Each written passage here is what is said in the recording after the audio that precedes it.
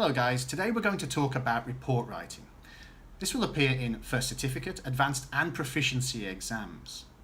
It is a part 2, which means it's optional, so you may not have to do it and it may not even appear.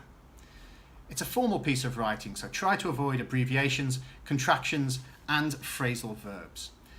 If you haven't already done so, please refer to my video on planning in order to structure your report correctly. Also today, we're going to be looking at a basic structure for reports, as well as vocabulary and grammar. Let's go.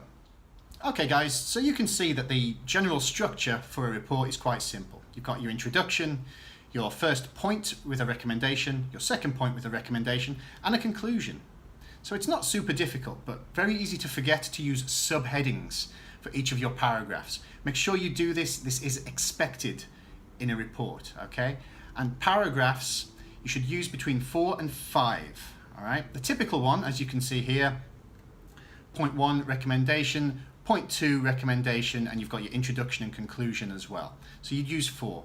Another way you can do it, if you want, is to use an introduction, point 1, point 2, recommendations in general, and then a conclusion. I'm not a big fan of doing it this way. I think it looks very segmented and very separated, and I think it looks much more coherent and fluid if you put your recommendations with your principal points. But that's up to you. Okay, let's go have a look at some vocabulary. Okay guys, I'm going to put most of the vocabulary in the description box because there is quite a lot to look at, but we're going to look at some here on the board as well, but do check that description box, okay? Now, for the introduction, this is where people find it's quite difficult to get started a lot of the time when we are writing in general.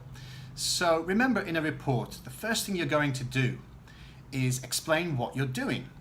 And we're going to say something like, the aim of this report is to, the objective of this report is to, and then we're going to use a verb, for example, analyze, assess, measure, summarize, this type of thing. Be very specific about what you're going to do. And also make sure that you say that you're going to make some recommendations or to recommend improvements or solutions. That's really what the report is asking you to do. Summarize, recommend. Okay, so make sure that's in your introduction. It only has to be very, very short. Now, you need to be a little bit creative doing a report because the question will be very vague. It will only ask you to write about a couple of points. It won't give you any statistics. It won't give you any help. Okay, so it's very, very useful if you can remember some ways of collecting information. You're going to have to invent this, okay? For example, with surveys, questionnaires, polls, and votes. Okay, those are the typical ways that we collect information from the public or from customers. When you have that information, again, you're going to have to invent the results. And to do that, it helps if you can talk about basic fractions, okay? So you don't always have to say a lot of people or a few people, things like this. You can say 2/3 of the people think this, 20% of the people think this, a fifth or a third of the people think this. This is really useful just for variety, so you're not always just making very general comments like a few people, a lot of people, or whatever. Also, the vocabulary for the middle part of your report, it's quite difficult to tell you about it here because it's going to be very question specific.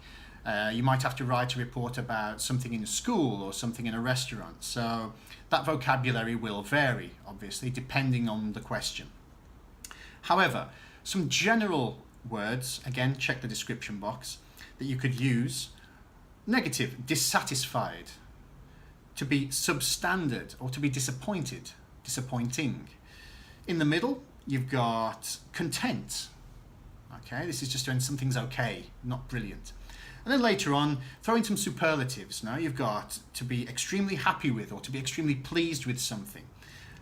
Those are really useful types of words, really useful language to throw in the middle in general. And finally, in conclusion, you're going to have to make some suggestions, recommendations, okay? So you're going to say something like, if my suggestions or if these suggestions are implemented, applied, or introduced, then it could be beneficial. There could be an increase in customer satisfaction. There could be an improvement in something, okay? So those, again, check the description, they will be there.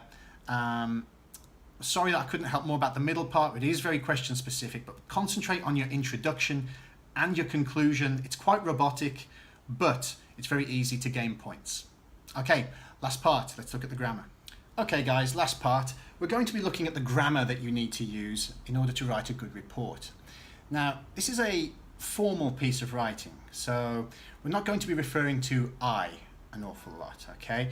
We're going to be referring using the passive voice, because this piece of writing will probably go to a headmaster, a director, a boss, a supervisor, something like this. So the passive voice is going to be very, very necessary here, and avoid using I.